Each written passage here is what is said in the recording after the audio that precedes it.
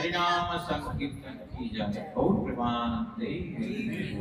जय पूज्यपाद त्रिवेणी स्वामी श्रीमद् भक्ति संबंध साधु महाराज जी की जय। पूज्यपाद त्रिवेणी स्वामी श्रीमद् भक्ति सुरेश परमाद्वैती महाराज जी की जय। गौर प्रेमानंदे। इसका इको कम कर देना और ये पंखा भी थोड़ा कम कर देना। पंखा कम कर दे।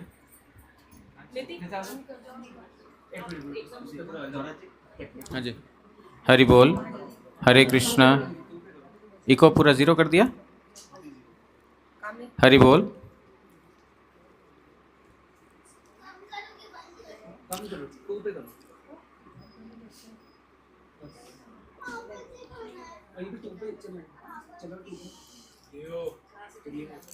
ओम अज्ञानतिमिरान्धस्य ज्ञानाञ्जनशलाकया चक्षुरुन्मिलितं येन तस्मै श्रीगुरवे नमः। मूकं करोति वाचालं पङ्गुं लाङ्घायते गिरिं यत्कृपातमहं वन्दे श्रीगुरुं दीनतारिणम्। नमयों विष्णुपादाय श्रीगौरप्रियमूर्तये श्रीमते भक्तिवल्लभतीर्थगोस्वामी नामिने। वाञ्छाकल्पतरुभ्यश्च कृपासिन्धुभ्य एव च पतितानां पावनेभ्यो वैष्णवेभ्यो नमो नमः। श्री कृष्ण चैतन्य प्रभु नित्यानंद श्री अद्वैत गदाधर श्रीवासादि गौर भक्त वृंद। हरे कृष्ण कृष्ण कृष्ण हरे हरे, हरे राम राम राम हरे हरे।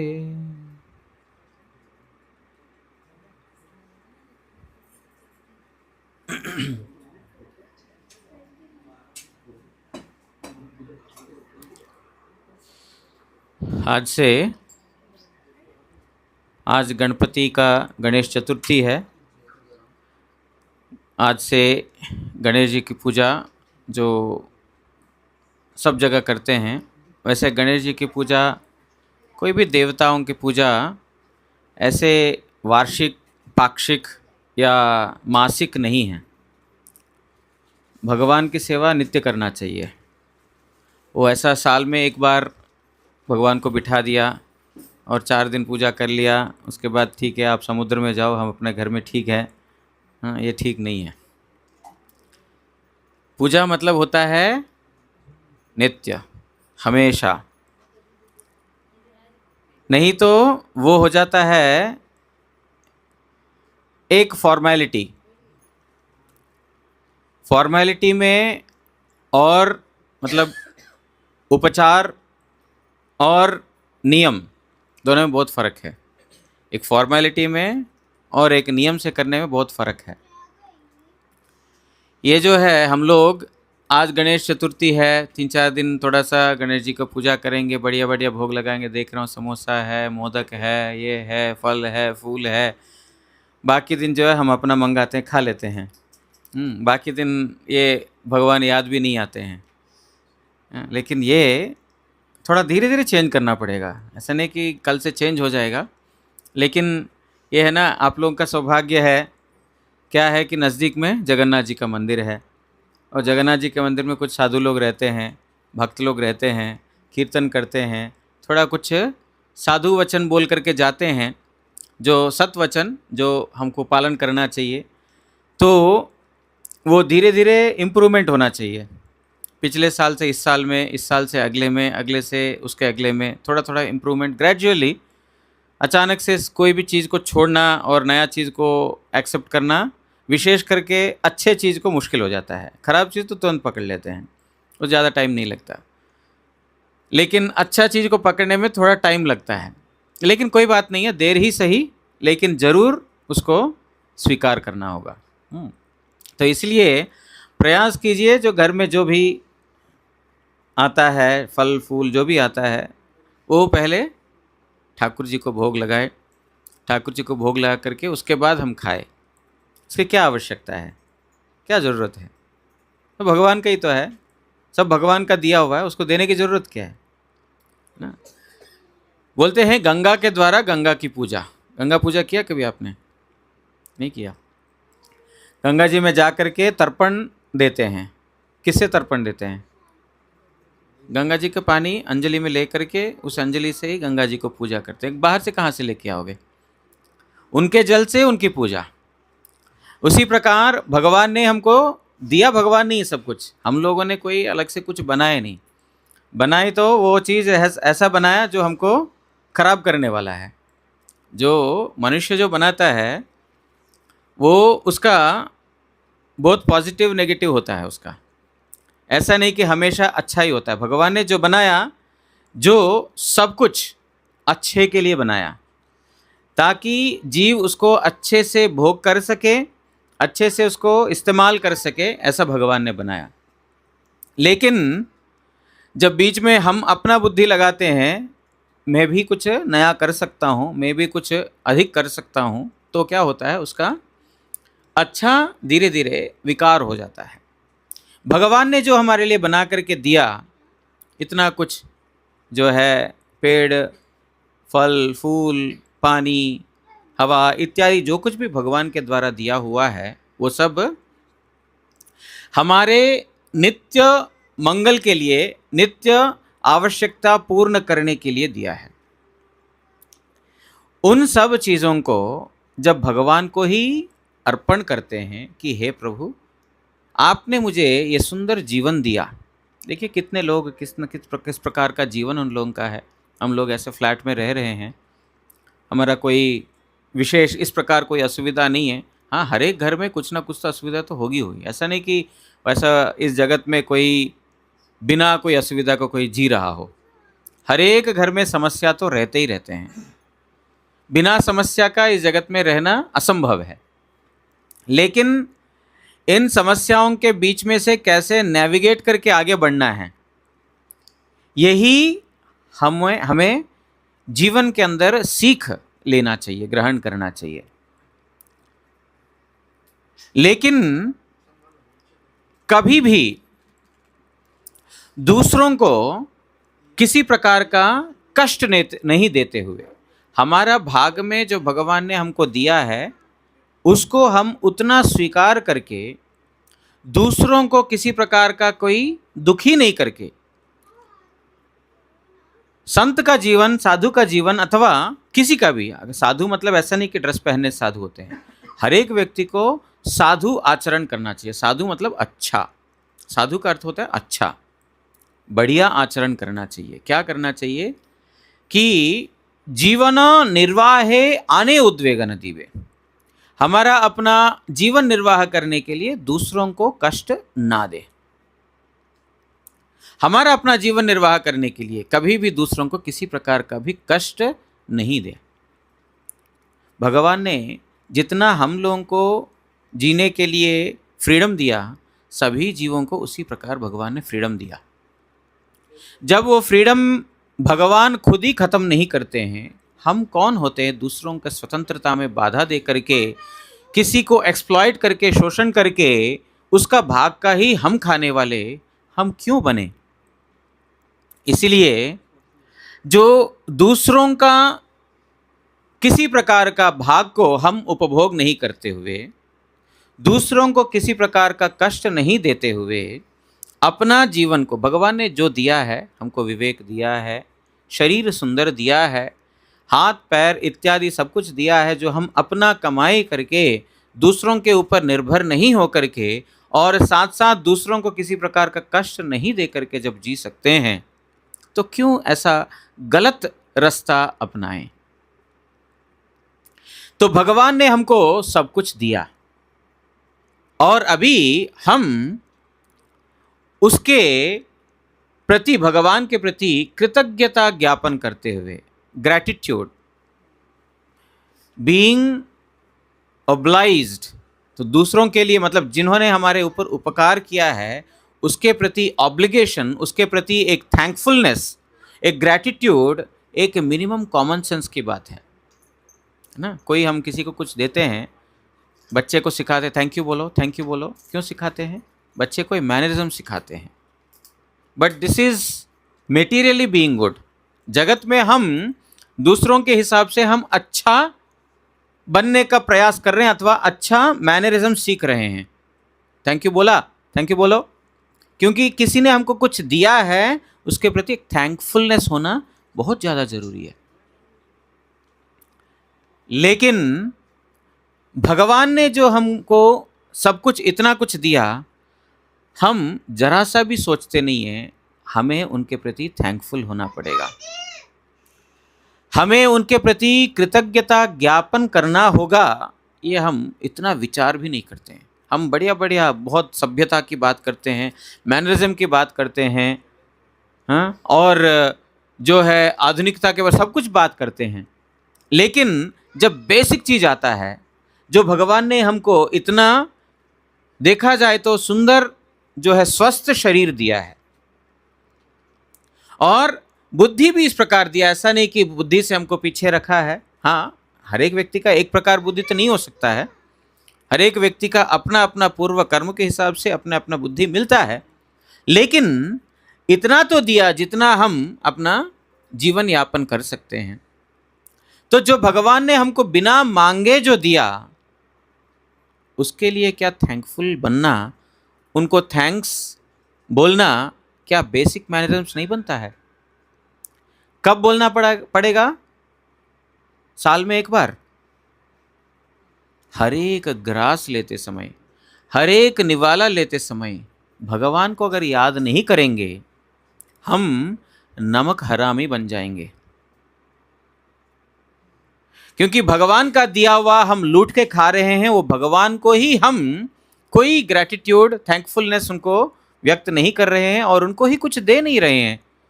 तो ये नमक हरामीपंती है, वास्तविकता में मनुष्यता नहीं है।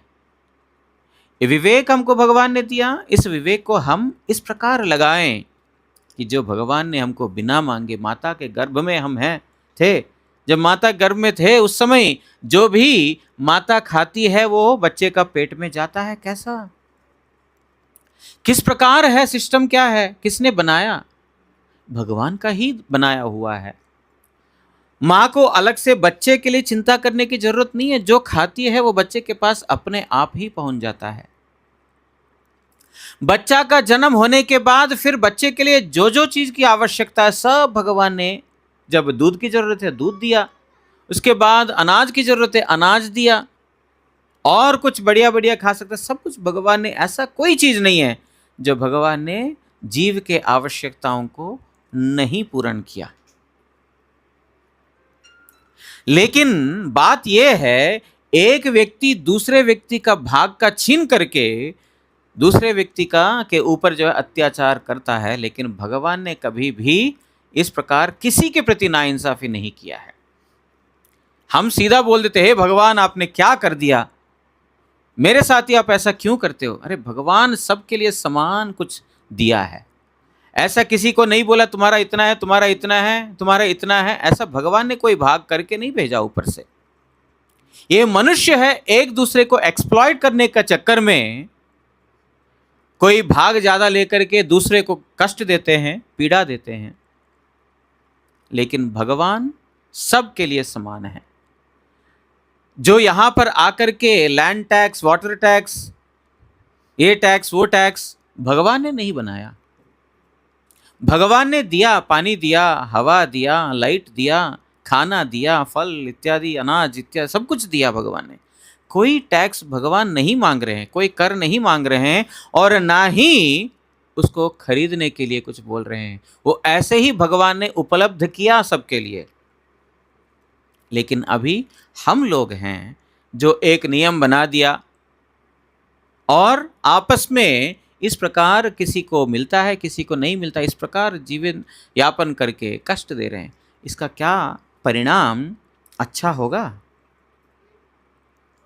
हमको लग सकता है कि हम बहुत स्मार्ट हैं, किसी को आउटस्मार्ट कर लिया, चतुराई से उसको जो है उसका भी लूट लिया, और हम we are fit to survive, because एक है ना theory, survival of the fittest, एक थियोरी है, जो वही जिएगा जो फिट व्यक्ति है, मतलब जो ताकतवर व्यक्ति, वही जो है सर्वाइव करेगा। ऐसा हम लोगों ने एक सिस्टम बना दिया। तुम्हारे पास बल है, शौर्य है, पराक्रम है, धन है, दिखाओ। भगवान ने ऐसा कुछ नहीं किया। ऐसा करके हमको लगता है कि हम बहुत बड़ा स्मार्ट हो गए हैं, लेकिन भगवान क्योंकि हर एक जीव के प्रति समान है, हर एक प्राणी के प्रति भगवान समान दृष्टि रखते हैं। भगवान केवल मात्र देख रहे हैं, कोई हस्तक्षेप नहीं कर रहे हैं, क्योंकि स्वतंत्र बुद्धि दिया है, हर एक जीव को स्वतंत्र बुद्धि दिया, सत असत विचार दिया, क्या करना चाहिए क्या नहीं करना चाहिए सब कुछ भगवान ने दिया। अब हम उसको दुर्व्यवहार करके, मिसयूटिलाइज करके हम कुछ करते हैं, तो भगवान रोकते नहीं हैं, लेकिन वहां पर रजिस्टर हो रहा है। सब कुछ भगवान अपना रजिस्टर में एंटर कर रहे हैं, और ये सब हिसाब किताब हमारा अगला जन्म में होगा। किसी को हिंसा किया, किसी को मारा, किसी से छीन लिया, ऐसा नहीं समझना कि हम जीना सीख गए हैं। अगले जन्म में हमको किसी के द्वारा जो है हम भी इस प्रकार लुट जाएंगे, किसी के द्वारा हम भी इस प्रकार शोषित हो जाएंगे, क्योंकि हिंसा करने से, ये नियम है, for every action there is equal and opposite reaction, for every action. ऐसा नहीं कि फॉर सम एक्शंस। ये तो जगत में भी जो थ्योरम्स बनाया, for every action there is a reaction, है कि नहीं? ऐसा नहीं कि for selected actions there is reaction, for every action. अच्छा करो अच्छा मिलेगा, बुरा करो बुरा मिलेगा, लेकिन मिलना जरूर है। आप जितना तेजी से गेंद को दीवार के ऊपर फेंकोगे, आराम से आएगा वो। चलो कोई बात नहीं, उसे गुस्सा में फेंका, मैं क्यों गुस्सा करूं ना, वो आएगा, रिबाउंड होकर के आएगा हमारे ऊपर। जितना हमने उसको चोट दिया उतना चोट हमारे ऊपर तो वो करेगा ही करेगा। इसी प्रकार किसी भी प्राणी, कोई भी प्राणी के प्रति हमारा कोई भी गलत आचरण होता है, निश्चित रूप से ये लिख के ले लेना, भगवान और शास्त्र कभी भी किसी का एक तरफ का कोई लेते नहीं है। कोई पैसा वाला है, कोई सुंदर है, कोई इन्फ्लुएंशियल है, तो भगवान उनके पक्ष हो जाते हैं, ऐसी बात नहीं है। पक्ष कौन होते हैं? पक्षपाती कौन बनते हैं? जिसका कोई चीज़ का अभाव है।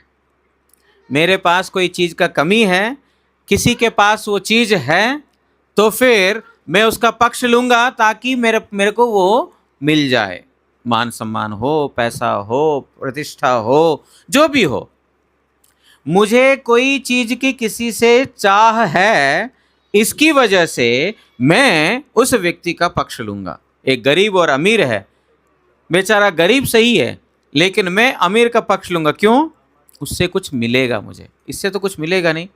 वो बाद में मेरे को तोहफा देगा, बहुत अच्छा तुमने जो है मेरा पक्ष लिया, बहुत बढ़िया है, तेरे को कितना चाहिए नाम, इतना ले ले। क्योंकि हमारा अभाव है। भगवान के पास ऐसा क्या कमजोरी है, क्या अभाव है कि किसी का पक्ष लेना पड़ेगा? भगवान को कोई रिश्वत दे करके अपना साइड नहीं कर सकता है, इस दुनिया में चलेगा, क्योंकि इस दुनिया में अभाव है। एक व्यक्ति को मिला तो एक व्यक्ति वंचित हो जाएगा, स्केर्सिटी है। इस जगत में हमारे एक प्रभु जी बोलते हैं, इस जगत में सब लिमिटेड कंपनी है, सब लिमिटेड कंपनी है, कोई अनलिमिटेड कंपनी नहीं है। कोई अनलिमिटेड कंपनी है, सब लिमिटेड कंपनी है। बोलते हैं अनलिमिटेड कंपनी एक ही है, कृष्णा अनलिमिटेड, एक ही अनलिमिटेड कंपनी। वहां पर ओम पूर्णमदः पूर्णमिदम, पूर्ण है, कंप्लीट। कंप्लीट मतलब क्या है? कंप्लीट का डेफिनेशन बताते हैं, पूर्णमदः पूर्णमिदम पूर्णात् पूर्णमुदच्यते। वो पूर्ण है, कंप्लीट है। कंप्लीट से जो भी आता है वो भी कंप्लीट ही होगा।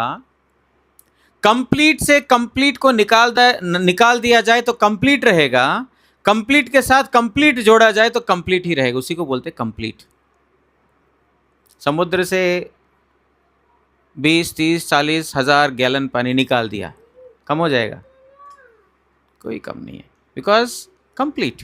ये मटेरियल एग्जाम्पल दे रहा हूं, वो भी अपने आप में कंप्लीट नहीं है, लेकिन एक हम लोगों को जो समझ में आ जाए उदाहरण बता रहा हूं। समुद्र से पानी निकाल दे, क्या समुद्र का पानी कम हो जाएगा? नहीं होगा। समुद्र में 1000 गैलन पानी डाल दिया, हाँ समुद्र का बढ़ गया। अभी मैंने 1000 गैलन डाला ना, इसके लिए समुद्र का जो लेवल बढ़ गया, सी लेवल अभी बढ़ गया, होता है ना। उसको बोलते हैं कंप्लीट। भगवान है पूर्ण। पूर्ण मतलब पूर्ण के साथ पूर्ण जोड़ दिया जाए। पूर्ण को, भगवान को मैंने ₹1,00,000 दे दिया, मान लेते हैं उदाहरण के लिए, देते नहीं है लेकिन मान लेते हैं। लेकिन भगवान ₹1,00,000 अभी ज्यादा अमीर हो गया ना। अरे जहां से हमको सब मिल रहा है उसका क्या हम गरिमा बढ़ा रहे हैं ₹1,00,000 दे करके, या उनसे ₹1,00,000 लेकर के भगवान के हुंडी में ₹100 डाला, ₹1,00,000 मांगा? ये तो भगवान को देते कम है, ज्यादा मांगते ज्यादा है ना। तो मांगा तो भगवान ने कृपा करके ₹1,00,000 दे दिया, तो भगवान का भंडार से ₹1,00,000 कम हो गया। अभी अगला कोई आएगा उसको, भाई मेरे पास तो लाख कम हो गया, अब कम मांग ना, वो पूर्ण नहीं है। पूर्णस्य पूर्णमादाय, पूर्ण से अगर पूर्ण को विभाजन किया जाए, प्लस माइनस छोड़ दो, प्लस माइनस तो छोटी बात है, डिवाइड किया जाए, पूर्णमेव अवशिष्यते, पूर्ण ही रहेगा। Complete by complete equals to 1 complete. आप लोग तो मैथमेटिक्स जानते होंगे ना, इन्फिनिट बाय इन्फिनिट क्या है? इन्फिनिट है। Infinite by infinite is not 1, 1 by 1 is 1, 10 by 10 is 1, 20 by 20 is 1, 1 lakh by 1 lakh is 1, 1 crore by 1 crore is 1, 1000 crores by 1000 crores is 1, but infinite by infinite is not 1. Infinite by infinite equals to infinite. वो है पूर्ण, that is complete. Mathematics में infinite कहाँ से आया? कृष्ण से आया। पूर्ण हम लोग लगता है नया नया आविष्कार किया ना, पूर्ण है भगवान। तो इसलिए वो पूर्ण वस्तु को क्या हम दे करके उनको हमारे पक्ष में कर सकते हैं? कोई अभाव तो है नहीं, लेकिन उनको पक्ष कर सकते हैं केवल मात्र एक ही चीज के द्वारा, भक्ति के द्वारा। भक्ति से क्यों भगवान वशीभूत हो जाते हैं? क्योंकि जहां पर समर्पण है, जहां पर प्यार है, जहां पर प्रीति है, वहां पर भगवान निश्चित रूप से शरणागत व्यक्ति को रक्षा करेंगे। जो पैसा का दम दिखाएगा, जो शरीर का दम दिखाएगा, जो बुद्धि का दम दिखाएगा, भगवान बोलेंगे ठीक है तू अपना जी सकते है, जी लेना। जैसे माता पिता होते हैं, बच्चा जब तक उनके प्रति निर्भर रहता है, पूरा पालन पोषण माता लोग, उनका माता पिता जो है उनके प्रति पूरा। छोटा बच्चा है, उसको शायद अभी इसकी ज़रूरत पड़ेगा, अभी शायद दूध पिएगा, अभी शायद ये खाएगा, अभी वो करेगा। 10 बार पूछती है माँ, बेटा कुछ खाएगा, बेटा भूख लगी है क्या, बेटा कुछ पानी पी ले, काफ़ी देर से पिया नहीं। क्यों? बच्चा शरणागत है माँ के प्रति। वो शरणागति से माँ उसके वशीभूत है, वो अपना ख्याल नहीं रख सकता है, इसीलिए माँ और पिता उनके ख्याल रखते हैं। जब साधारण इस जगत के कोई व्यक्ति ऐसा कर सकता है, भगवान जिन्होंने उनके चरणों में समर्पण किया, जो शरणागत हुए हैं, भगवान भी उनके प्रति अपना जो भी चीज आवश्यक है उसको निश्चित रूप से उसको प्रदान करते हैं। योगक्षेमम वहामि अहम, जो उसको जो चीज़ की ज़रूरत है वो मैं देता हूँ, और जो चीज़ उसके पास है उसको मैं रक्षा करता हूँ। भगवान भक्तों का पूरा दायित्व अपना ले लेते, क्योंकि भक्त लोग मयि अनन्य भावेन भक्तिम कुर्वन्ति, मेरा अनन्य भक्ति करते हैं ना। मत कृत्य त्यक्त कर्माणि त्यक्त सजन बांधवात्, मेरे लिए सब कुछ, अपने कर्मों को, बांधवों को, बंधुजनों को, परिवार को, सबको परित्याग करके मेरे पास आते हैं। तो हे अर्जुन, ऐसे जो मेरे समर्पण में आया है उसको मैं कैसे छोड़ दूं?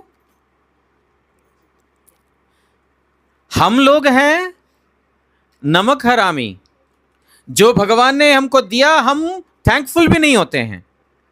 लेकिन भगवान ऐसा नहीं है।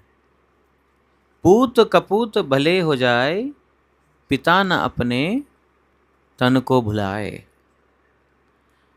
पुत्र जो है ना, कुपुत्र हो सकता है, माता पिता को धोखा दे सकता है, माता पिता का बात नहीं मान सकता है, लेकिन पिता अपने पुत्र के प्रति, माता अपने पुत्र के प्रति स्नेह को कभी त्यागेगा नहीं।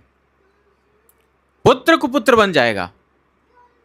वो जो है, माता पिता ने जो उसके लिए किया है वो सब ग्रैटिट्यूड भूल करके, सब कुछ भूल करके उनको जो है परित्याग करेगा। लेकिन माता पिता फिर भी उसका मंगल ही चाहते। कोई माता पिता है, बच्चा अलग हो गया, चलो मेरे से दूर हो गया, उसका सर्वनाश हो जाए, ऐसा कोई माता पिता बोलते हैं? मेरा बात नहीं माना ना, घर से चला गया ना, उसका सर्वनाश हो जाए, पतन हो जाए, ऐसा कोई माता सोचती है बच्चे के लिए? सोचती है? नहीं सोचती है। बच्चा भला सोचे कि पिताजी ने मेरे को पैसा नहीं दिया, मैं भी देखता हूं कैसा पैसा हड़प लूं, लेकिन पिता कभी ऐसा सोचेगा नहीं, माता इस प्रकार सोचेगी नहीं। भगवान हमारे इसी प्रकार माता पिता है, जिनके अंदर एक माता पिता का नहीं, लाखों अरबों माता पिताओं का स्नेह पूर्ण मात्रा में वो भगवान में है। हमने भगवान को भूल गया, हम भूल गए भगवान को। जैसा आपने बोला, भगवान हमको बुला नहीं रहे हैं, हम पुकार नहीं सुन रहे हैं। भगवान नहीं बुला रहे, ये बात नहीं है, भगवान बुलाते हैं, लेकिन हम उनका पुकार नहीं सुन रहे हैं, क्योंकि हम संसार में इतना व्यस्त है, संसार कार्यों में इतने व्यस्त है कि भगवान के आवाज को सुनने के लिए अपने पास टाइम नहीं है। माता पिता कभी भी बच्चे को अपना स्नेह से वंचित नहीं करेंगे। माता हमेशा बुलाती है, बेटा आजा, बेटा आजा। बेटा नहीं सुन रहा है, माता नहीं बोल रहे, ऐसी बात नहीं है, बेटा नहीं सुन रहा है। इसी प्रकार जो पूर्ण भगवान हैं, उनसे सब कुछ आया है, उन भगवान को कोई भी जीव कुछ भी करके अपना वशीभूत नहीं कर सकता है, क्योंकि भगवान में ऐसा कोई चीज नहीं है जो उनके पास नहीं है। लेकिन जब जीव भगवान को समर्पण होकर के जो भी भगवान का दिया हुआ वस्तु भगवान को देते हैं, पिताजी ने बच्चे को पॉकेट मनी दिया है ना, देते हैं ना, देना पड़ता है, कुछ पॉकेट मनी दिया। बच्चा क्या किया?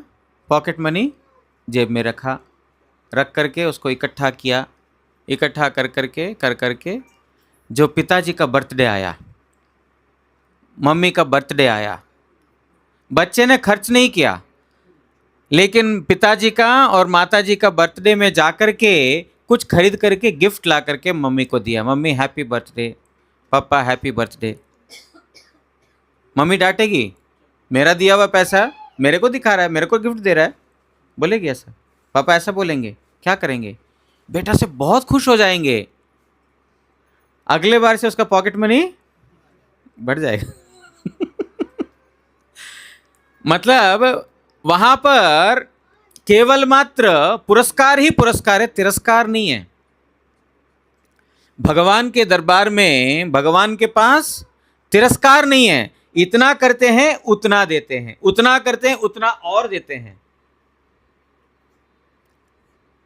जहां पर तिरस्कार नहीं है, पुरस्कार है, वहां पर नहीं जा करके संसार के लोग सारा जीवन घिस पिट करके उनकी सेवा करो, लास्ट में बोलेंगे इसने कुछ किया ही नहीं मेरे लिए। ये सब लोगों का अनुभव अभी नहीं हुआ तो बाद में होगा।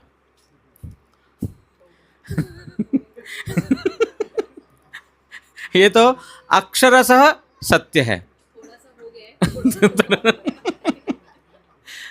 अपना पूरा लुटा दो, अपना समय दे दो, अपना मान सम्मान दे दो, अपना पैसा दे दो, अपना सब कुछ दे दो, आपने मेरे लिए किया ही क्या। ये शब्द जरूर आपको जिंदगी में एक बार नहीं, एक बार सुनना शुरू किया तो बार बार सुनना पड़ेगा। वो एक बार कब आएगा वो पता नहीं।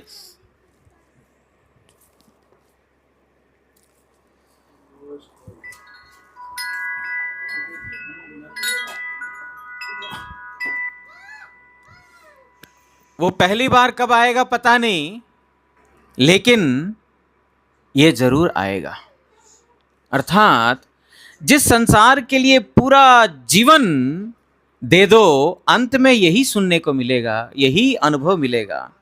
और दूसरी जगह थोड़ा सा भी अगर भगवान को कुछ दिया जाए, स्वल्पमपि अस्य धर्मस्य त्रायते महतो भयात्, थोड़ा सा भी, भगवान ने नहीं बोला कि इतना कुछ मेरे लिए करो, थोड़ा सा भी, स्वल्पमपि अस्य, थोड़ा सा भी अगर मेरे लिए कुछ करता है, त्रायते महतो भयात्, महत भयंकर चीज ये संसार से मुक्त हो जाएगा।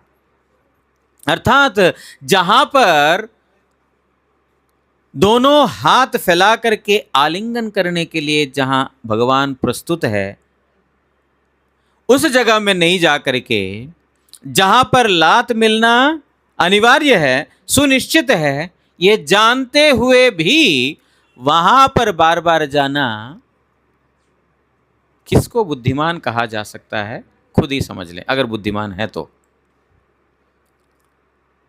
इसीलिए इस जीवन को जो व्यक्ति निरंतर हमारे साथ है, सुख में दुख में, हमारा ऐश्वर्य में दरिद्रता में,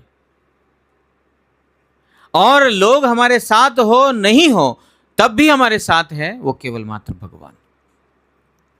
कोई साथ दे ना दे, भगवान हमेशा हमारे साथ हैं। अगर इस चीज को हम अनुभव कर पाएंगे, इस चीज को हम प्रयास करेंगे अनुभव करने के लिए, तो निश्चित रूप से आपको सुकून मिलेगा, निश्चित रूप से हृदय में परम शांति का अनुभव होगा। यह सुनिश्चित है, इसमें दो राय नहीं है। क्योंकि सारा जीवन कष्ट करके, मेहनत करके, अंत में आपको मालूम है यही होना है। वो काम बराबर ये वही करते रहना, रिपीट करते रहना, जो पूर्वज लोग करके देख करके चले गए, उन्होंने अपना अनुभव बता करके गए और हम भी देख रहे हैं, उसके बावजूद भी उसी को रिपीट करना। वो क्या है, हमारे पूर्वाचार्य भक्तिनाथ ठाकुर जी कीर्तन लिखते हैं, जे देहेरो एई गति तार अनुगत, उसके बाद क्या है, एई देहेर एई गति तार अनुगत संसार वैभव, संसार वैभव आर, संसार वैभव आर बंधु बंधु जन जत। बोल रहे हैं कि इस शरीर का अंतिम परिणाम क्या है। शरीर का अंतिम परिणाम क्या है? मिट्टी में मिल जाना है, या तो आग से जला करके हवा में चला जाना है, या तो जो चील इत्यादि का आहार बन करके उसका मल विसर्जन बन जाना है। यही तो ये देह का, इस शरीर का तो अल्टीमेटली यही तो रिजल्ट है कि नहीं? ये लोग हम सोचने के लिए, हमको लगता है यार अभी क्यों इतना नेगेटिव बात बोल रहे हो, है ना, ये तो इतना नेगेटिव बात क्या है, तो अच्छा बात बोलो। ये नेगेटिव बात नहीं है। सच्चाई के लिए आंख बंद करेंगे तो झूठा नहीं हो जाता है। कुछ समय के लिए लगता है हम बच गए यार सच्चाई के लिए आंख बंद करके, लेकिन आंख खोल करके और भी जो है खतरनाक चीज देखना पड़ सकता है ना। तो इसीलिए जब पता चले तभी सतर्क हो जाना अच्छा है। आप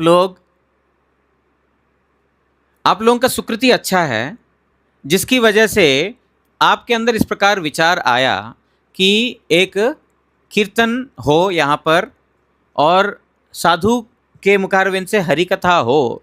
ये आप लोगों की सुकृति अच्छा है, इसलिए इस प्रकार विचार आया। कितने सारे लोग हैं जिनका इस प्रकार विचार नहीं है। आपने बुला करके इस प्रकार के अपने लोगों का भी बुला करके इस प्रकार व्यवस्था किया। क्यों? क्योंकि ये एक ऐसा चीज है जो हर एक व्यक्ति के लिए आज के दिन में बहुत ज़्यादा आवश्यक है। आज के दिन क्या, हमेशा आवश्यक है, लेकिन आज के दिन और भी ज़्यादा आवश्यक इसलिए है क्योंकि धीरे धीरे हम अपना जो पूर्वजों का दिया हुआ संपत्ति ऐश्वर्य को भूलते जा रहे हैं। जो दूसरे धर्म के लोग कितने प्रकार के गलतियां करते जा रहे हैं, हमारे धर्म के ऊपर इतना आक्रमण कर रहे हैं, कलंकित कर रहे हैं और कितना कुछ कर रहे हैं हमारे ऊपर, लेकिन हमारा अपना फंडामेंटल बेसिक चीज़ों का हमारे पास ज्ञान नहीं है, जिसकी वजह से कितने लोग कन्वर्ट होते जा रहे हैं। आजकल के ज़माने में बहुत ज़्यादा ज़रूरत है इस चीज़ की। और कितने सारे जो मासूम लड़कियां उनके जो है ट्रैप में पड़ करके धर्म परिवर्तन करके बाद में फाइनली रियलाइज करते हैं कि मैंने गलती की है। क्यों? हम अपना जो सनातन धर्म उसको हमने कभी स्वीकार करके सही तरीके से समझने का प्रयास किया ही नहीं, कभी किया नहीं हमने। उसको हमने ऐसा छोड़ दिया, ठीक है यार तो बुजुर्गों का काम है, जब उम्र हो जाएगा और कुछ काम करने लायक नहीं रहेगा तब जो है हम तब भजन करेंगे, तब भगवान का नाम लेंगे, अभी तो सब कुछ ठीक है। लेकिन कितना कुछ जो हमारे आंखों के सामने हो रहा है, उसको धीरे धीरे से उससे ऊपर उठने के लिए हमको इन सब चीज़ों की ज़रूरत है। जो शरीर भगवान ने दिया, इस शरीर को, जो बुद्धि भगवान ने दिया उस बुद्धि को, जो ऐश्वर्य भगवान ने दिया उस ऐश्वर्य को हम भगवान की सेवा में, भक्त सेवा में और धाम परिक्रमा, धाम दर्शन इत्यादि में जब तक हम इसको विनियोग नहीं करेंगे, यूटिलाइज नहीं करेंगे, तब तक हमारा वास्तव सार्थकता नहीं होगा। भगवान का दिया हुआ वस्तु है, भगवान की दी गई बुद्धि है, इसको हम भगवान के चरणों में ही समर्पित करें। यही हमारा जो वास्तविकता में मनुष्य जीवन में बुद्धि को इस्तेमाल करने का वास्तव प्रयोजन है, अन्यथा नहीं होगा। समय तो हो गया है,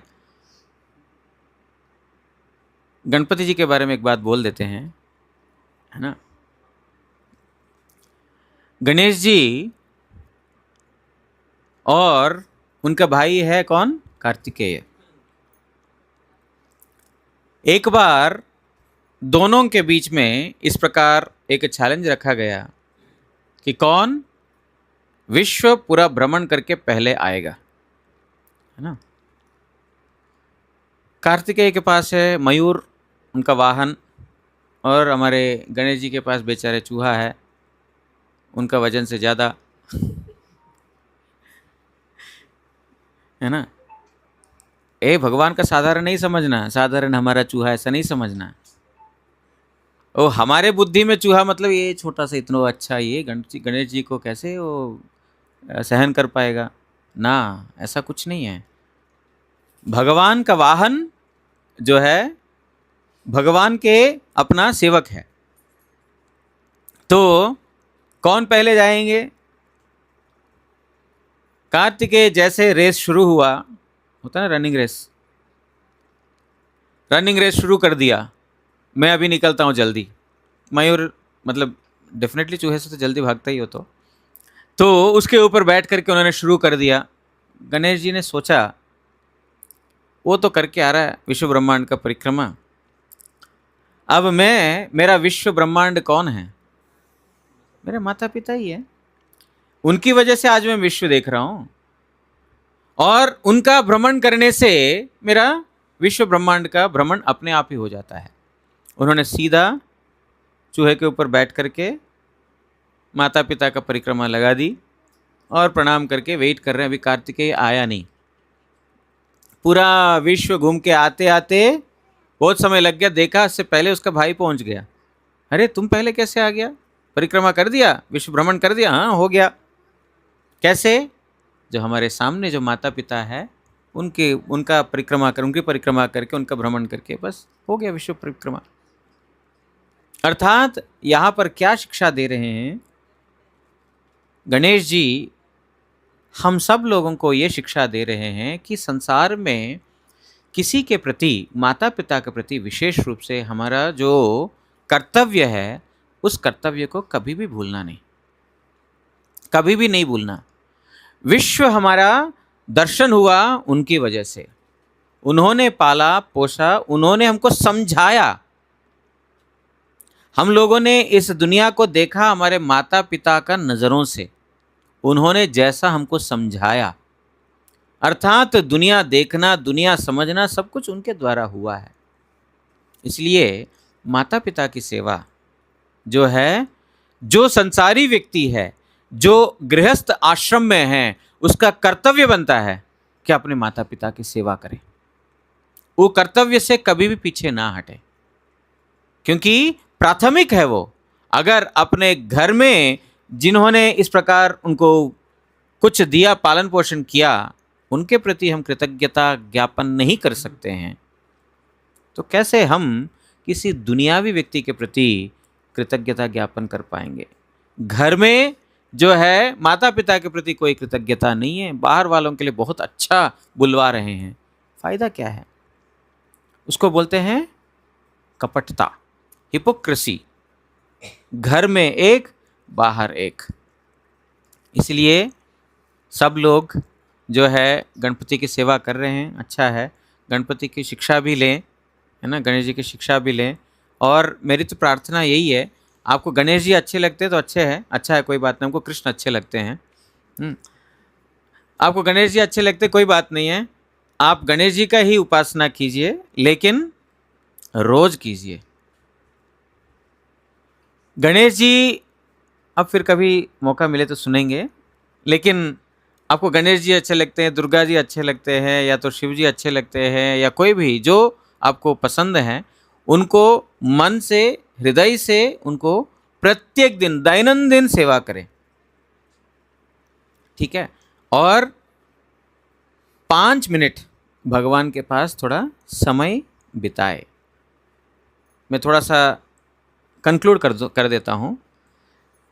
बोला था भगवान को थैंक्स बोलना पड़ेगा। कैसे भगवान को थैंक्स बोल सकते हैं? जो सामने दिखेगा बंदा तो उसको थैंक्स बोल सकते हैं, लेकिन भगवान को तो हम इन आंखों से देख नहीं पाते हैं। लेकिन एक आसान तरीका भी है। कलिकाले नाम रूपे कृष्ण अवतार। कलयुग में भगवान अपने नाम के रूप में अवतरित हुए हैं। अर्थात भगवान को अगर थैंक्स बोलना है, भगवान का नाम करके भगवान को थैंक्स बोला जा सकता है। मतलब उनको थैंक्स बोलने का तरीका यही है। तो भगवान का नाम प्रत्येक दिन करें आप लोग, सामने 5 मिनट 10 मिनट बैठ करके, आंख बंद करके या तो आंख खोल करके, जो भगवान का नाम प्रत्येक दिन करें, यही सर्वोत्तम पूजा विधान है।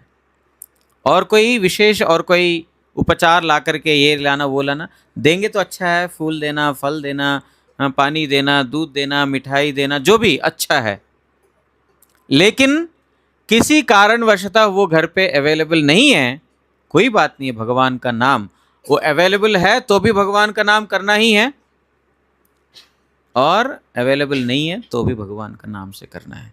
इसलिए मेरी यही प्रार्थना है कि आप भगवान का नाम निरंतर करते रहे। और हमारे यहाँ पर जगन्नाथ जी है, जगन्नाथ जी के दर्शन करने के लिए आए, कभी कभी आकर के जगन्नाथ जी का दर्शन करें। और वहाँ पर थोड़ा कथा कीर्तन वगैरह रोज़ होता है सुबह शाम, तो उसमें थोड़ा शामिल होइए और थोड़ा आनंद अनुभव कीजिए, है है ना। कभी कभी बहुत ज़्यादा दुखी हो जाते हैं, कोई चिंता नहीं, मठ में आ जाना, ठीक है। कभी बहुत मन परेशान हो जाता है ना, मठ में आ जाना, आप बहुत परा शांति लेकर के जाओगे साथ में, आपको खुद को ही अनुभव होगा। हाँ, एक कीर्तन है हमारे ब्रज में करते हैं, मेरा सहारा न कोई बिन तेरे, है ना, मेरा कोई न सहारा बिन तेरे, नंदलाल सवरिया मेरे, है ना। कोई हमारा सहारा नहीं है, लेकिन वही सवरिया गिरिधारी गोपाल वही हमारा वास्तव सहारा है। तो आप अनुभव कर पाएंगे, ठीक है। यहाँ विश्राम देते हैं। वांछा कल्पतरुभ्यश्च कृपा सिंधुभ्य एव च पतितानां पावनेभ्यो वैष्णवेभ्यो नमो नमः। जोर से सब लोग हरिनाम संकीर्तन करेंगे। क्वेश्चंस है क्या? किसी को कोई प्रश्न है? नहीं है? All clear? ठीक है, ठीक है। अभी नहीं, कभी भी आपको ऐसा कोई प्रश्न आए तो निश्चित रूप से हमें याद कीजिएगा। फ्री कंसल्टेशन है, कोई चार्ज नहीं करते हैं। जगन्नाथ जी के पास क्या चार्जिंग है ना। आप आओ, आप सुखी होकर के जाओ, वही हमारा कंसल्टेशन फीस है। ज़्यादा से ज़्यादा कंसल्टेशन फीस एक ही मांगेंगे, हरिनाम करो, और कुछ कंसल्टेशन फीस हमारा नहीं है, ठीक है। कौन करेंगे? आप करोगे?